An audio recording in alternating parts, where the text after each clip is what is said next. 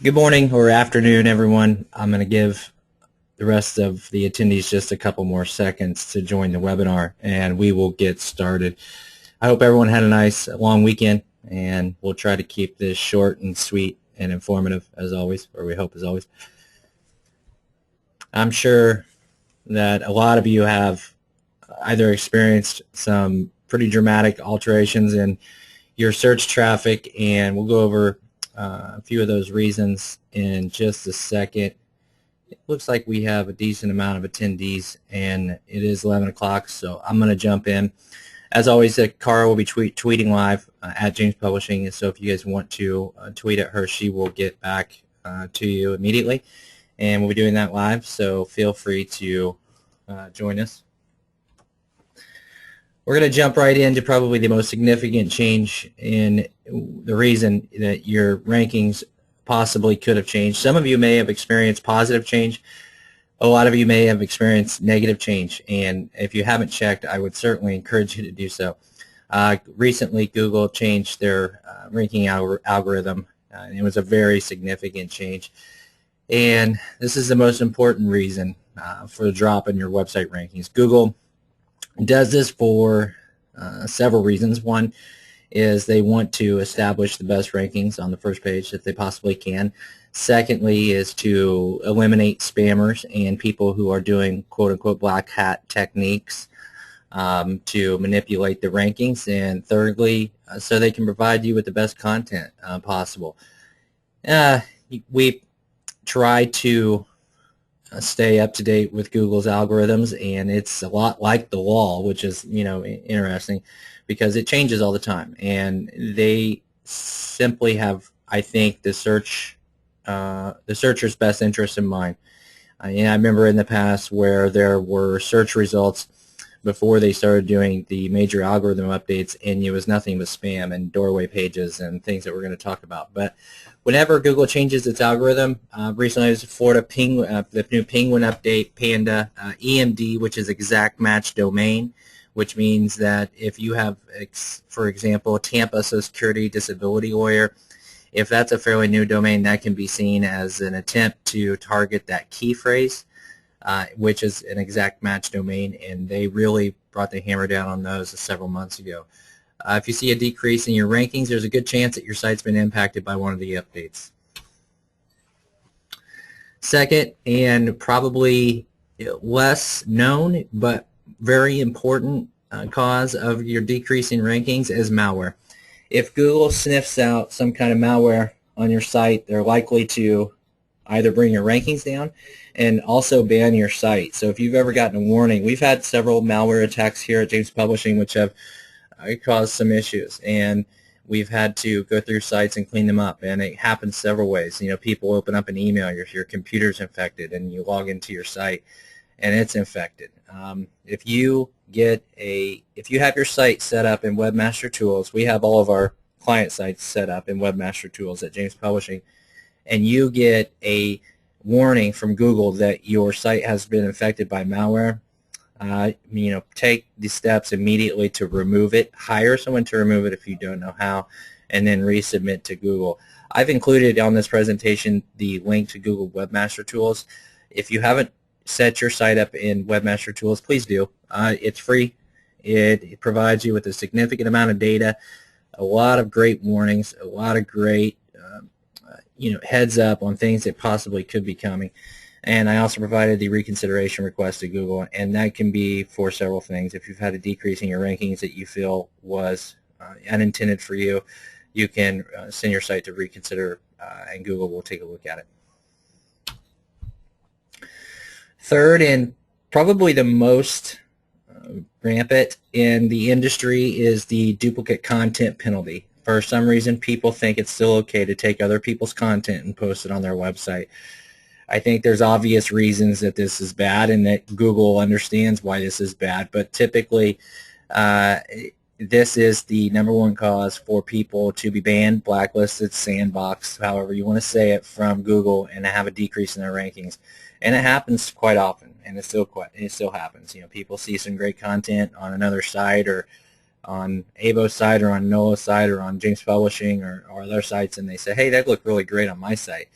And they simply take it and put it on their site. When Google sees that as duplicate content, they know where the content originated from, and they'll bring the hammer down on you. And it's not fun to have to go back through, remove those pages, update and with the new content, and then resubmit. If you have duplicate content on your site, remove it. If you thought about doing it, don't do it. If you're hiring someone to write content for you, use Copyscape.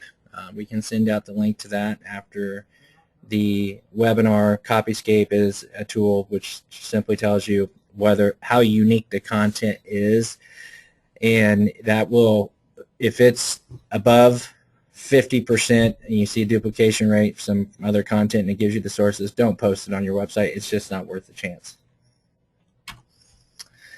Fourth, unnatural backlinks. Back in I would say a year and a half ago, it was as many backlinks as you could get. Backlinks were the hottest topic in the SEO world, and people were doing anything and everything. They were buying links. They were selling links. They were going to link farms and link circles and anything to get as many links as they possibly could. Well, the Penguin update was, and the Panda update to some degree, but both all the updates had some sort of significance on unnatural backlinks. And Google really crawled all the websites. They have their robots who go through and they crawl it, and if they see that you have a unnatural backlink structure, which means that you have backlinks that look like they were either purchased, that look like they're part of some sort of system, that look like they're from sites that aren't relevant, that it's similar to, if you have a link from a toothpaste site going to a legal focused site, it's not a good thing. They will bring the hammer down on you, and they have put tools in place to disavow the links. And if you feel like that you may have had some shady SEO people working on your site who were just trying to get your rankings up as quick as possible, and just not too long ago, the quickest way to do that was to purchase links and bring that up to, sorry about that, that was my phone. The quickest way to do that was to purchase links from other providers and or be a part of link farms or these link nets that created unnatural backlinks to your site. Now initially you would see a quick boost in your rankings and it looked really promising and you're like, wow, that's really great, who cares? Well, Google cares, and they give a great deal of time to going through and making sure that people aren't doing this. And that initial bump may have been fantastic, but the 8-12 months that it takes to recover from something like that and then do it the right way certainly is not worth a few months of great rankings. If it is to you, hey, that's fantastic, but you've been warned that it's not the right way to go about it. Now, again, if you feel like you've been a part of something like that, you can use a disavow tool. We can send that out as well. And it gives you the instructions on how to remove the unnatural links from your website and send a reconsideration to Google, which we mentioned previously in another slide. Fifth is cloaking doorway pages. This was very popular, and I think some of the exact match domain updates, the EMD update really targeted this, and people were building quote-unquote landing pages, and they were misleading. Kind of a lot of how this happened in Social Security Disability, where people were building, kind of surface doorway sites that would mislead the consumer on what they thought they might be getting as far as, from an information point of view. And when they click through, it would take them to an attorney site who was trying to pitch them on their services. Cloaking, again, happens when your site shows different content to users than what's shown in the search engines, and it's just misleading. And it was very popular a couple years ago. It's still popular. Some black hat SEO companies or those people who promise you rankings use these techniques, and they are very much frowned upon. If your site has a lot of pages that are specifically created for higher rankings, spam dexing as they will call it, it's an important way to identify and remove those pages as soon as possible. Just the days of building out pages for every single key phrase, for every single area, geo-targeting, those days are over. There's different techniques to doing that, and there's better ways to do it. And we've talked about this in several other webinars, and we'd be happy to talk to you more about it. But if you're using doorway pages, or you're using misleading content, or misrepresenting yourself on information that's presented to consumers, then Google will catch you at some point. It's just a matter of when. Recap. We always try to, we talked about the things you can't do. Now, there's ways to improve your rankings, and we talked about this in other webinars, but, the first and foremost is write new and interesting content and post it weekly. You don't have to post every day, but posting 1 or 2 pieces a week certainly isn't that difficult. It makes, your site seem fresh. It certainly makes the consumer feel like that you're doing something with your site, and it gives Google the impression that you're updating your site on regular content. Fix your broken links with your website, and develop partnerships with other attorneys or other legal focused sites to build links back to your site that are popular and that have meaning and have importance to Google.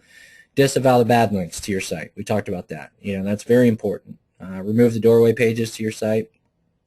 And fifth, and probably most important, is build your site on an SEO friendly platform like WordPress. And there's a lot of other proprietaries, Joomla, Drupal. Those are all very SEO friendly platforms, CMS platforms that a lot of attorneys can use, and they're open source. They aren't proprietary. There's some proprietary out there that people use. We prefer open source platforms because the attorney walks away with their content and their site without being handcuffed to a company.